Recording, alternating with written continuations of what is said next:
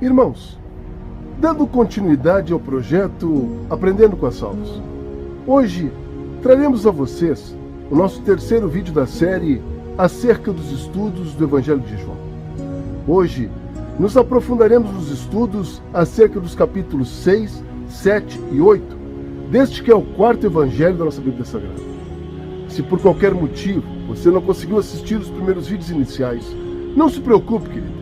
Nós tivemos o cuidado de deixar um link em alguma parte dessa publicação, onde você poderá tranquilamente, depois, com calma, na comodidade do seu lar, assistir a estes vídeos iniciais. A única coisa que você não pode deixar de fazer, querido, é se inscrever em nosso canal. Se de alguma forma este trabalho tem te abençoado e você tem crescido em conhecimento e graça junto ao teu Senhor, então nos ajude a dar uma maior visibilidade a este canal. O nosso compromisso, irmãos, nunca foi com os teus ouvidos. A nossa preocupação maior é a sua alma, o seu espírito, a sua salvação.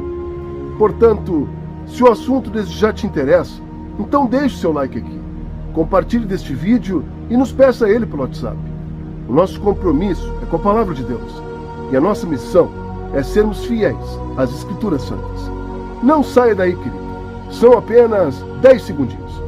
Após a vinheta, caímos de cabeça nos estudos acerca do Evangelho de João.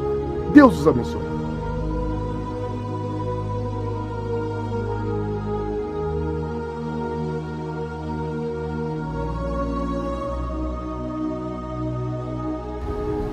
O capítulo 6 do Evangelho de João começa com o milagre da multiplicação de pães e peixes.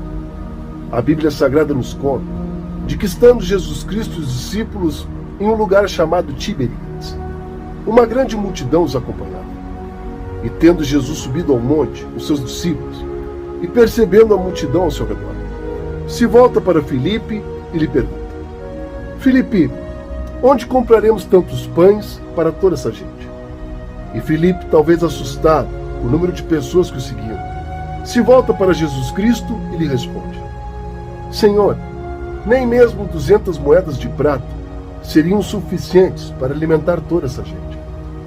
E André, percebendo o diálogo do mestre com Filipe, se volta a Jesus e lhe diz: Senhor, está aqui um rapaz que tem 5 pães e 2 peixinhos. Mas o que é isto para esta multidão, Senhor?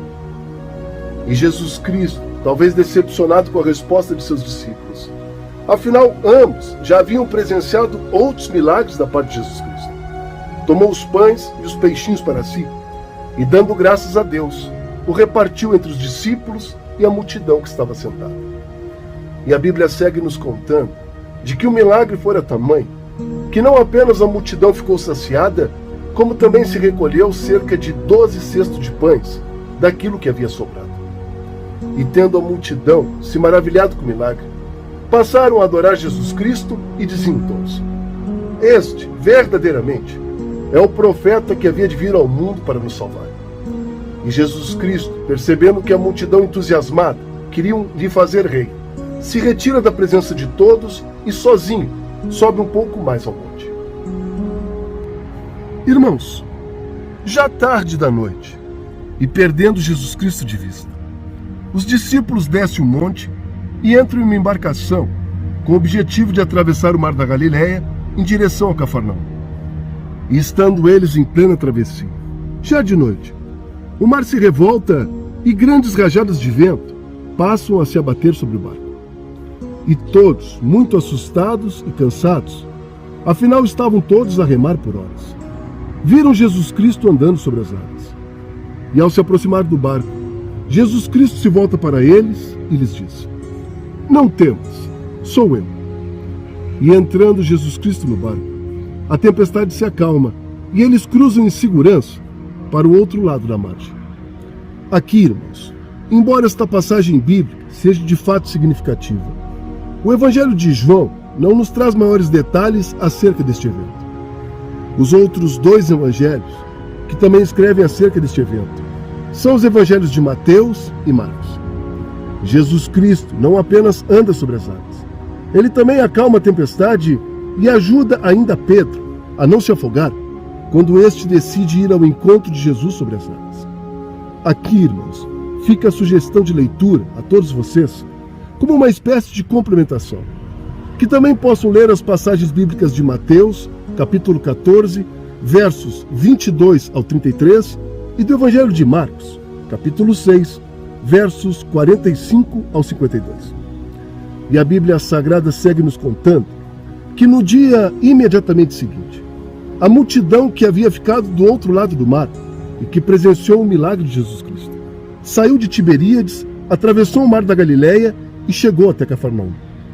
E ao encontrarem Jesus Cristo do outro lado, todos se alegraram pelo fato de tê-lo encontrado e passaram a acompanhá-lo. E tendo estes homens encontrado Jesus Cristo, se voltam para ele e lhe perguntam: Rabi, quando chegastes aqui? E Jesus, sabendo acerca do que pensavam, se volta para estes homens e lhes responde: em verdade vos digo, que somente me buscai, não porque vistes os meus sinais, mas tão somente porque comestes do pão e vos saciastes. Eu, porém, vos digo hoje, trabalhai não pela comida que perece, mas pela comida que permanece e te leva à vida eterna. Comida esta que somente o Filho do Homem vos dará. E estes homens, escutando atentamente Jesus, voltam a lhe perguntar: Mestre, e o que havemos nós de fazer para praticar as obras de Deus? E Jesus Cristo lhes responde: a obra de Deus é esta, que acreditem naquele que ele enviou. E os homens seguiam perguntando a Jesus: então que sinais fazes tu, para que o vejamos e creiamos em ti? O que tu operas? Nossos pais comeram do maná do deserto, exatamente assim como está escrito. E Jesus Cristo, percebendo que finalmente se revelavam, se volta a estes homens e mais uma vez lhes diz: em verdade vos digo, não foi Moisés que vos deu o pão do céu, mas sim o meu Pai é que vos dá hoje o verdadeiro pão do céu. Pois o pão de Deus é aquele que desce do céu e dá vida ao mundo. E os homens, admirados com tudo que Jesus falava, seguiam pedindo a ele daquele pão. Ao que Jesus complementa em alta e boa voz: eu sou o pão da vida. Aquele que vem a mim, de modo algum terá fome. E quem crer em mim, jamais terá sede. Todo aquele que o meu Pai me der, virá até mim. Já vocês, infelizmente, mesmo vendo, não creem. Porém, aqueles que meu Pai me der, de forma alguma eu os lançarei fora. Afinal, eu desci do céu, não para fazer a minha vontade, mas a vontade daquele que me enviou. E a vontade do Pai é esta: que eu não perca nenhum de todos aqueles que ele me deu, mas que eu os ressuscite, quando no último dia. E aqueles homens que escutavam a Jesus desanimaram. Afinal, lhes faltava a revelação divina. E então, decepcionados, passaram a conversar entre si: este homem não é Jesus, o filho de José, cujo pai e a mãe dele nós conhecemos? Então como podes agora afirmar que desceu do céu? Ao que Jesus Cristo, percebendo a murmuração entre eles, seguia dizendo: ninguém pode vir a mim, se o Pai que me enviou não me der. E este eu ressuscitarei, quando no último dia. Exatamente assim como disseram os profetas. E serão todos ensinados por Deus. Portanto, todo aquele que do Pai ouviu e aprendeu, este vem a mim. Em verdade vos digo, que aquele que crer em mim, tem a vida eterna. Eu sou o pão da vida. Vossos pais comeram do maná do deserto e morreram. Este, contudo, é o pão que desce do céu, e quem dele comer, jamais morrerá. E a Bíblia nos conta de que os judeus, aos milhares que seguiam a Jesus, não entendiam aquilo que ele falava. E tendo Jesus dito aquelas coisas àqueles homens, eles se retiraram. E estando novamente somente Jesus e os seus discípulos, estes, conversando entre si, diziam: dura é esta palavra, quem poderá suportá-la? Foi então que Jesus, sabendo acerca do que conversavam, se volta aos 12 e lhe pergunta: e vocês, o que me dizem? Por acaso também pretendem ir embora e me abandonar? Então Pedro, cheio da graça e da presença de Deus, se levanta entre eles e, se voltando para Jesus, lhes diz: Senhor, para quem iremos ou para onde iremos? se só tu tens as palavras de vida eterna? E Jesus, diante da resposta de Pedro, segue dizendo: o Espírito é o que vivifica, a carne nada aproveita. As palavras que vos tenho dado são para o Espírito e para a vida. Ninguém pode vir a mim se pelo Pai não me for concedido. Portanto, não vos escolhi os 12. Contudo lhes digo que entre vós existe um diabo. E assim, pela primeira vez, Jesus Cristo se referia a Judas, filho de Simão Iscariotes, aquele que o trairia por 30 moedas de prata. E o capítulo 7 do Evangelho de João, a Bíblia segue nos contando que, estando próximo da festa dos tabernáculos, Jesus, mesmo correndo risco de vida, vai secretamente até a festa e passa a ensinar no templo. E muitos judeus, ao ouvirem Jesus, se admiravam. Muitos deles diziam: como sabes tu destas letras, sem teres estudado? E Jesus respondia: a doutrina que prego não é minha, mas daquele que me enviou. Aquele que fala por si, busca apenas a sua própria glória. Mas o que busca a glória do Pai que o enviou, este sim, é verdadeiro e digno de confiança. Moisés vos deu a lei, e no entanto, nenhum de vós consegue cumpri-la. Então por que procurais matar a mim? Se um homem recebe a circuncisão no sábado, para que a lei de Moisés não seja violada, então por que se revoltam contra mim, por curar inteiramente um enfermo no sábado? Peço apenas que não julgai pela aparência, mas sim julgai segundo o reto juízo.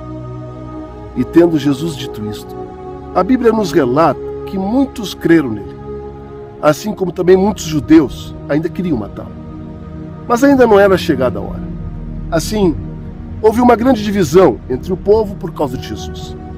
E os soldados, quando foram informar isto aos principais sacerdotes e fariseus, estes perguntaram aos soldados: mas por que já não o trouxeram este homem preso? Ao que os guardas responderam aos sacerdotes: Senhor, nunca em toda a nossa vida vimos um homem falar da maneira como aquele homem falou. Tendo estado no Monte das Oliveiras, logo cedo pela manhã, Jesus Cristo voltou para o templo e, assentando-se ao chão, ensinava o povo que vinha ter com ele. E alguns escribas e fariseus trouxeram-lhe uma mulher que havia sido pega em adultério. E a colocando no meio dentre eles, disseram a Jesus: Mestre, esta mulher foi apanhada no próprio ato, adulterando. E na lei nos manda Moisés que as tais sejam apedrejadas. E tu, mestres, o que dizes? E Jesus Cristo, diante daqueles fariseus e escribas, e também diante do povo que estava ali, ajoelhou-se próximo à mulher que estava ao chão e passou a escrever com seu dedo à terra. E diante da insistência de um fariseu que exigia uma resposta, Jesus Cristo se levanta e disse em boa voz: aquele que dentre vós está sem pecado, que atire a primeira pedra.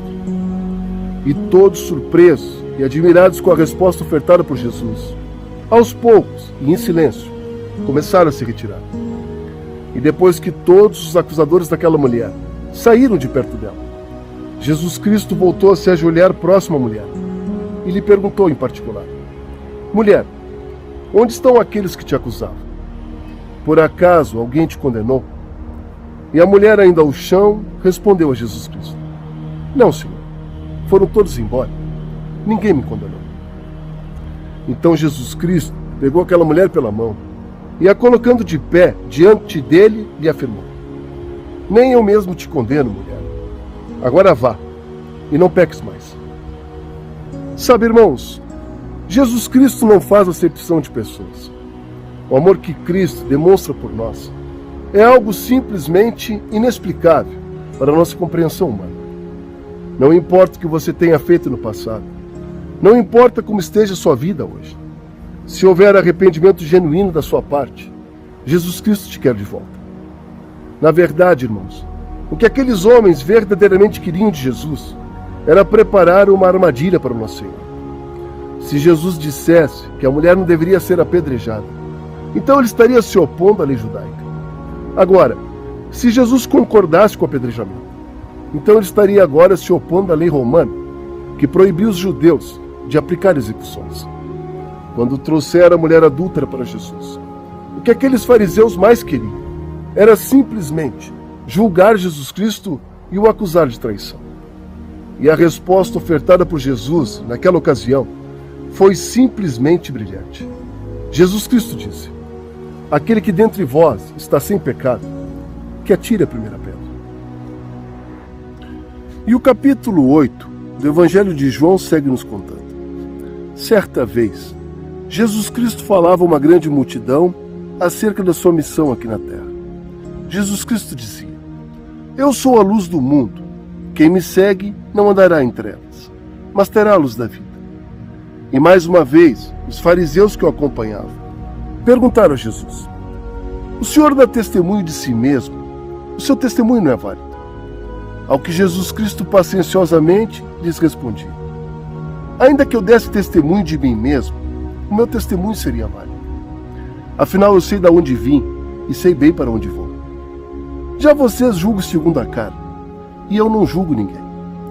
E mesmo que eu julgasse alguém, o meu juízo seria verdadeiro, pois não sou só eu, mas sim eu e o meu Pai.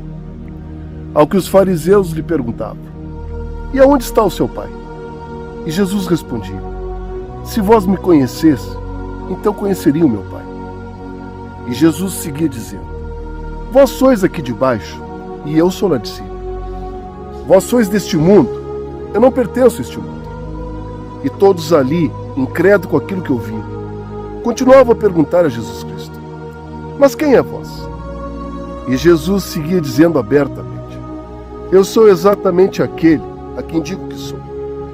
Muitas pessoas têm a dizer e julgar de vós, mas aquele que me enviou é verdadeiro, e o que dele ouvi, isso vos tenho falado. E a Bíblia nos conta de que muitos ali criam na palavra de Jesus. E para estes que acreditavam nele, Jesus Cristo seguia dizendo: se vós permanecer na minha palavra, então verdadeiramente serão meus discípulos. E ao conhecerem a verdade, esta vos libertará. E a palavra de Deus segue nos ensinando que muitos também ali não conseguiam entender o que Jesus Cristo falava. Eles perguntavam: Senhor, somos descendentes de Abraão e nunca fomos escravos de ninguém. Então como dizes que seremos livres?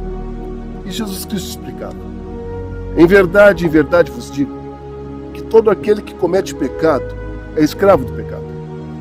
Eu bem sei que vocês são descendência de Abraão. Contudo, ainda assim querem me matar. Eu falo daquilo que vi do meu pai. Já vocês falam daquilo que ouvem do pai de vocês. E os fariseus indignados diziam a Jesus: o nosso pai é Abraão.